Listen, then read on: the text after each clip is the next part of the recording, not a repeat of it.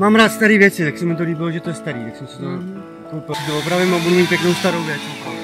Já jsem dost pracovitý, takže já jsem si všechny své peníze poctivě vydělal, takže říkám, část peněz jsem měl svých a část peněz bude nějaká další investice, jestli se půjčejí peníze nebo jestli se povede ta dotace. Tak. A pracuji ve Škodovce, Mladé Boleslavi a pracuji na výrobní lince jako technik. Základní myšlenka je to zachránit, to je jakoby finál, co z toho bude, to ještě nemáme.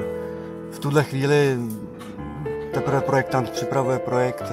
Teď je dost starých lidí, tak třeba domů důchodců by tady bylo pěkný, že by tady měli klídek, takzvané senior house.